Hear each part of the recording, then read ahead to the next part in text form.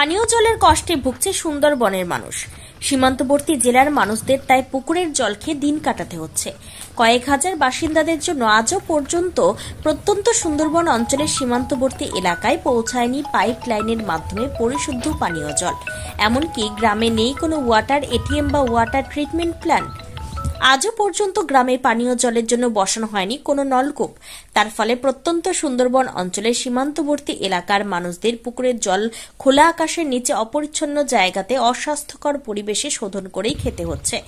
গ্রীষ্মের এই দাবদাহে বহু দূরান্ত থেকে সাইকেলে করে কাছারি পুকুরের জল সংগ্রহ করছেন হিঙ্গলগঞ্জের সাহেবখালী এলাকার মানুষেরা।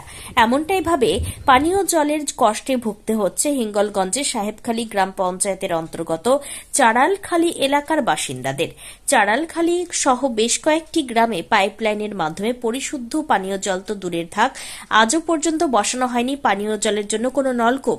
একেবারেই সীমান্তবর্তী একটি পুকুরের পানীয় জল সংগ্রহ করে কোনো রকমে তৃষ্ণা মিটাচ্ছেন কয়েক হাজার বাসিন্দারা। পুকুরের জল খোলা আকাশের নিচে অস্বাস্থ্যকর অপরিচ্ছন্ন অবস্থায় কোনো রকমে শোধন করা হচ্ছে।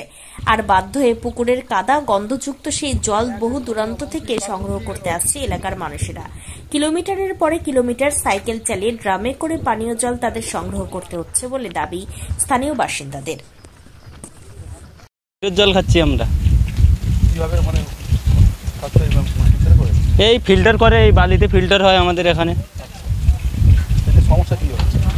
সমস্যা এই পুকুরে হাত চড়ছে, চারি সাইডে যাতে ব্র্যাকেটটা হয় তার জন্য বলছি বারবার। পাইপ লাইনের মাধ্যমে এখানে তো জলেই নেই আমাদের, এইটাই জল, এই চাঁদখালি এইটাই জল আমাদের, এই পুকুরের জল আমাদের। হ্যাঁ, এই ধরো আমি আসছি আমাদের চাঁদালখালি 7 নম্বর চাঁদালখালি থেকে। কতক্ষণ লাগে? 15 মিনিট তো লাগে। না, এছাড়া এখানে আর জল নেই।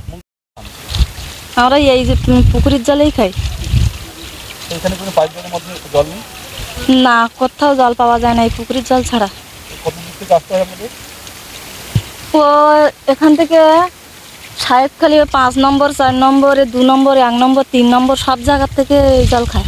অনেক দূর থেকে আসতে হয় এই একটাই মাত্র জায়গা? হ্যাঁ, এই একটাই জায়গা, কোথাও জল নেই এই জল ছাড়া। জলের মানে কি কষ্ট হয় জলের জন্য? কোথাও পাওয়া যায় না জলটা, এই পুকুরের জলটাই আমরা সারা জীবন ধরে এই জলটাই খাই, খাচ্ছি। আর কোথাও পুকুরের জল, আমাদের তো কোনো জল নেই এই পুকুর ছাড়া। আমাদের এই পুকুরের জল ছাড়া আমার জীবন নেই, জান করতে এই পুকুরের জলে। তা বহুদিন তো খাচ্ছি, তাই এখন আর পাচ্ছি না, এই জলের ছেলা গন্ধ খাচ্ছি। এখন কোনো পরিবর্তন তো কিছু হচ্ছে না, যাতে হয় তাই আপনারা করুন। আমার নাম উষা মণ্ডল। গ্রামের লোকের কিছুটা দায়িত্বটা যেমন পঞ্চায়েত প্রধানের থাকবে, পঞ্চায়েত মেম্বারের থাকবে, ঠিক তেমনিভাবে দায়িত্বটা কিন্তু সাধারণ মানুষের থাকবে। একটা কেউ যদি ওই জলটাকে যদি নোংরা করে, সেখানে একটা পঞ্চায়েত সদস্যদের এরকম দায়িত্ব থাকবে, গ্রাম পাড়া প্রতিবেশী এবং স্থানীয় বাসিন্দাদের সেই দায়িত্বটা থেকে থাকে। কারণ এখান থেকে পঞ্চায়েত প্রধান বা পঞ্চায়েত মেম্বার তো গিয়ে তদারকি করতে পারে না।